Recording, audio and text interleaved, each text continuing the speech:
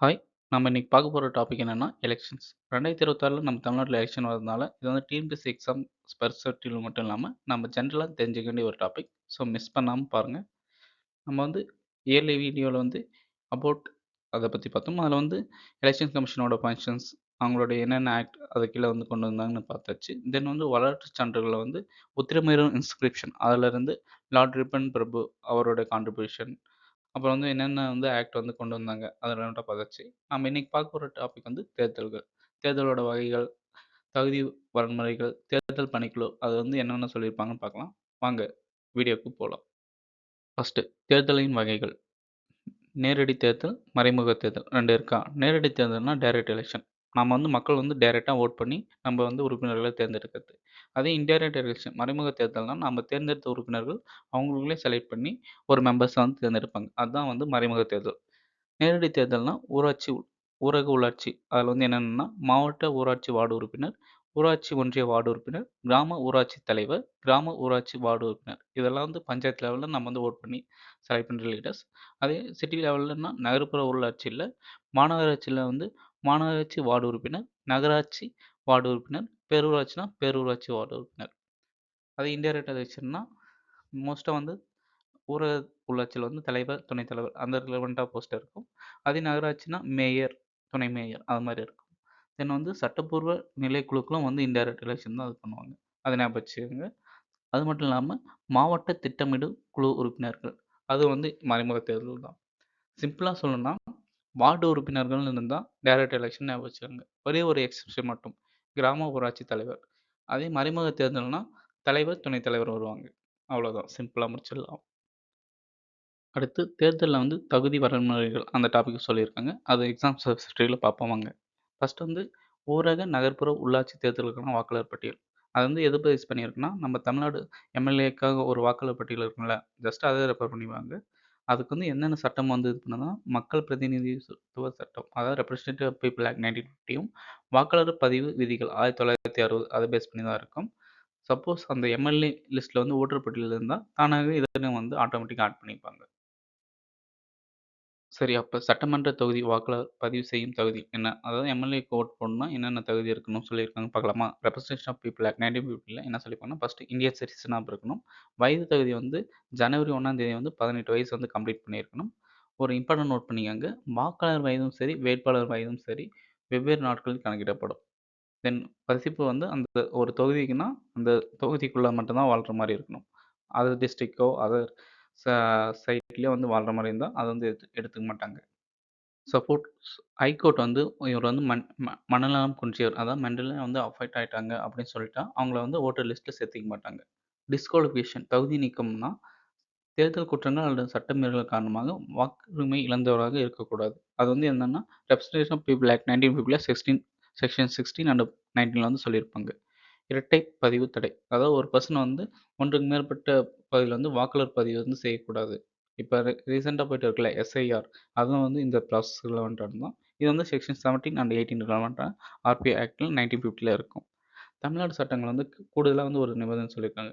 அந்த எம்எல்ஏ சொன்னோம்ல, அது மட்டும் இல்லாம 2 அதாவது தமிழ்நாடு ஊராட்சி சட்டம் 1994ல வந்து பிரிவு 35, 36ம் அதே நகர்ப்புற உள்ளாட்சி சட்டம் வந்து 1998ல கொண்டு வந்திருப்பாங்க. அது வந்து பிரிவு 12, 32ல ஒரு சில நிபந்தனைகள் வந்து அடிஷனலா சொல்லியிருப்பாங்க. நெக்ஸ்ட் டிஸ்குவாலிஃபைட் வோட்டர்ஸ் எந்தெந்த பிரிவுகள்னு சொல்லியிருப்பாங்கன்னு பார்க்கலாமா? ஐபிசி வந்து சாப்டர் 9, 11 இப்போ வந்து ரீசென்ட்டா வந்து 3 லா வந்து இன்ட்ரோடியூஸ் பண்ணாங்க. அதில வந்து ஐபிசிய ரீப்ளேஸ் பண்ணிட்டு இந்தியா வந்து ஒரு நியூ லாவ வந்து இன்ட்ரோடியூஸ் பண்ணியிருக்காங்க. அது நேம் என்னன்னு தெரிஞ்சா கமெண்ட் செக்ஷன்ல சொல்லுங்க ஃபிரெண்ட்ஸ். நெக்ஸ்ட் வந்து தமிழ்நாடு ஊராட்சி சட்டம் செக்ஷன் 36 அப்படியே வந்து பார்த்தீங்கன்னா, தமிழ்நாடு ஊராட்சி சட்டம் தேர்தல் குற்றங்கள் எதுன்னா செக்ஷன் 58/71 தமிழ்நாடு நகர்ப்புற உள்ளாட்சி சட்டத்தில வந்து செக்ஷன் 13 26 வரை சொல்லியிருப்பாங்க. இந்த தண்டனை பெற்றிருந்தா வந்து வாக்காளரா இருக்கிறதும் தகுதி இல்லாம போயிருவாங்க. மனநலம் குன்றிய ஆல்ரெடி சொன்னது பாயிண்ட்டும் இதில மென்ஷன் பண்ணியிருப்பாங்க. நெக்ஸ்ட் தேர்தல்ல அடுத்த சப் டாபிக் என்னன்னா, தேர்தல் பணிக்குழு. அது வந்து எந்த ஸ்ட்ரக்சர்ல இருக்குன்னு பார்க்கலாமா? ஹெட் வந்து யாருன்னா, மாநில தேர்தல் ஆணையர். இப்ப தமிழ்நாட்டுல வந்து ஃபர்ஸ்ட் டைம் வந்து ஒரு வுமன் வந்து மாநில தேர்தல் ஆணையரா வந்து நியமிக்கப்பட்டிருக்காங்க. அவங்க பேர் என்னன்னு தெரிஞ்சா கமெண்ட் செக்ஷன்ல சொல்லுங்க. ஓகேங்களா? நம்ம வந்து ப்ரீவியஸ் சீரியல்ல அத டிஸ்கஷன் பண்ணியிருக்கோம். நெக்ஸ்ட் ஃபர்ஸ்ட் யார் இருப்பாங்கன்னா, மாநில தேர்தல் அலுவலர்கள். ஊராட்சி வளர்ச்சி அலுவலர், நகராட்சி நிர்வாக இயக்குனர், ஆணையர், பேரூராட்சி இயக்குனர் ஆர் ஆணையர் அந்த லெவல்ல இருப்பாங்க. அது கீழ வந்து மாவட்ட தேர்தல் அலுவலர் வந்து மாவட்ட ஆட்சித்தலைவர்கள் அந்த லெவல்ல இருப்பாங்க. தேர்தல் நடத்தும் அலுவலர்கள், உதவி தேர்தல் நடத்தும் அலுவலர்கள், மண்டல அலுவலர்கள், வாக்குச்சாவடி தலைமை அலுவலர்கள், வாக்குப்பதிவு அலுவலர்கள் அந்த பேசிஸ்ல டாப் டூ பாட்டம் வரை இருக்காங்க. அடுத்து தேர்தல்ல நெக்ஸ்ட் சப் டாபிக் போலாமா? தேர்தல் அதாவது ஒரு எலக்ஷன் எது மாரி நடத்துறாங்க? இப்ப நம்ம state legislative assembly, MLA election வரப்போதுல்ல. அது எது மாரி நடத்துறாங்கன்னு ஒவ்வொரு ஸ்டெப்பா தெரிஞ்சுக்கலாம் வாங்க. ஃபர்ஸ்ட்டு வந்து வாக்காளர் பட்டியல் தயாரிக்கணும். அது வந்து சம்மந்தப்பட்ட சட்டமன்ற வாக்காளர் பட்டியலை வந்து அடிப்படையாகக் கொண்டு இருக்கும். ஓகேங்களா? சட்ட அடிப்படை ஆல்ரெடி சொன்னது தான்.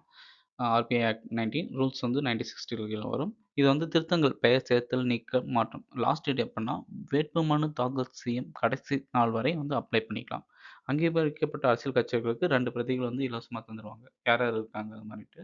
நெக்ஸ்ட் வந்து வாக்குச்சாவடி அமைத்தல். யார் வந்து இருப்பாங்கன்னா, அந்த வோட்டிங் பூத் வந்து பண்றாங்கன்னா, ரிட்டர்னிங் ஆஃபீசர் வந்து இது பண்ணுவாங்க.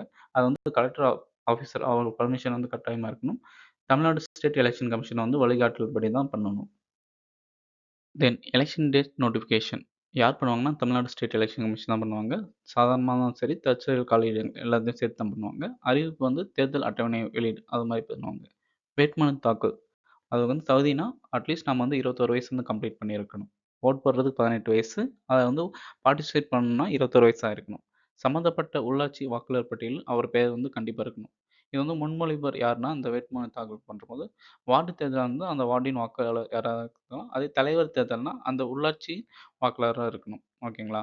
நெக்ஸ்ட் வேட்புமனு தாக்கல் செய்யறதுக்கு பஞ்சாயத்து லெவல் எலக்ஷன்னா காலை 10 மணி டூ மாலை 5 மணி. நகர்ப்புறம் அதே முனிசிபாலிட்டினா 11 மணிலேருந்து 3 மணி வரைக்கும் பண்ணலாம். வேட்புமனு யாரெல்லாம் தாக்கல் செய்யலாம்னா, அந்த வேட்பாளரும் செய்யலாம். இல்லாட்டி அவருடைய முன்மொழிபவர் மட்டும் தான் பண்ண முடியும். வைப்புத் தொகை அது வந்து எவ்வளோ வந்து ஒரு டெபாசிட் பண்ணணும். நம்ம வந்து ஒரு எலக்ஷன் பார்ட்டிசிபேட்னா ஃப்ரீயாலாம் பண்ண முடியாது. ஒரு குறிப்பிட்ட தொகை டெபாசிட் பண்ணா தான் வந்து பார்ட்டிசிபேட் பண்ண முடியும். அது பார்த்துக்கங்க. ஊரக உள்ளாட்சிக்கு வந்து கிராம வார்டுனா எஸ்சி இல்லாதவங்க ரூ. 200 அவங்கன்னா எஸ்சி, எஸ்டி மக்கள்னா ரூ. 100 தலைவர்னா ரூ. 600 ரூ. 300 ஒன்றிய வார்டுனா ரூ. 600 ரூ. 300 மாவட்ட லெவல்லன்னு போனா ரூ. 1000 ரூ. 500 அதே நகர்ப்புறம்னா பேரூராட்சினா ரூ. 1000 ரூ. 500 நகராட்சினா ரூ. 2000 ரூ. 1000 மாநகராட்சினா ரூ. 4000 ரூ. 200 இது மாரி மினிமம் டெபாசிட் பண்ணா மட்டும் தான் அவங்க வந்து அப்ளைவே பண்ண முடியும். ஒவ்வொரு எலக்ஷனும் பார்ட்டிசிபேட் பண்ற அவங்க வந்து எவ்வளோன்னா, அவங்களுடைய சொத்து அதாவது வந்து ஏதாவது குற்றப்பின்னணி இருக்கா அப்படின்னு ஒரு உறுதிமொழி இருக்கணும். இது வந்து 2006ல தான் இன்ட்ரோடியூஸ் பண்ணாங்க. அந்த என்னென்ன விவரம்னா, அவங்களோட சொத்து எவ்வளோ இருக்கு? கடன் எவ்வளோ இருக்கு? கல்வி தகுதி என்ன? ஏதாவது கிரிமினல் கேஸ்ல வந்து இன்வால்வ்மென்ட் அவங்க நேம் இருக்கா? அது மாரி இது பண்ணணும். இதுக்காக என்னென்ன ஆக்ட் கொண்டு வந்தாங்கன்னா, தமிழ்நாடு பஞ்சாயத்து எலக்ஷன் ரூல்ஸ் 1995 அதில வந்து rule number 26 2A form 3A கீழயும், அர்பன்ல வந்து Tamil Nadu urban local bodies 2023 form 4 கீழ கொண்டு வந்திருப்பாங்க.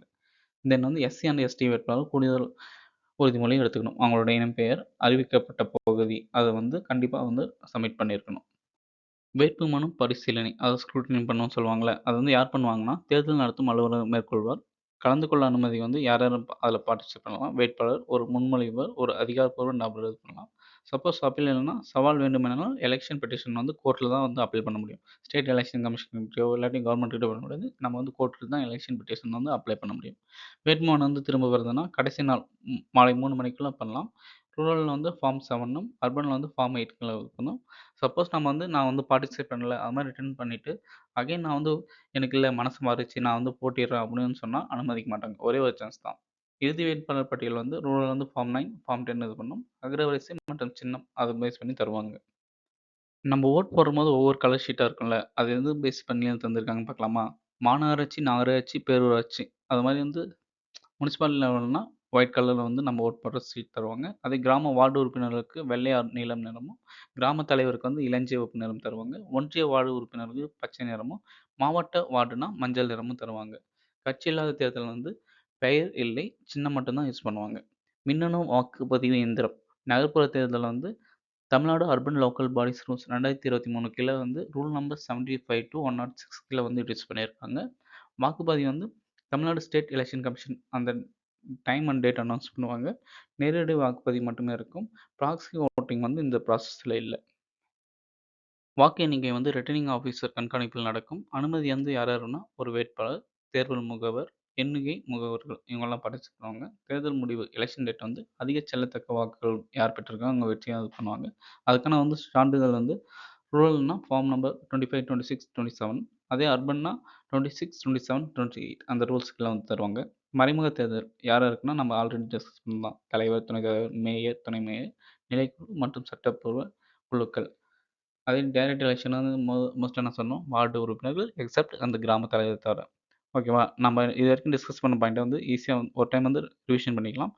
லோக்கல் வோட்டர் லிஸ்ட் வந்து அசெம்பிளி ரோல வந்து பேஸ் பண்ணியிருக்கும். நாமினேஷன் பண்ணுறதுக்கு 21 வயசு, அதே ஓட் போடுறதுக்கு வந்து 18 வயசு.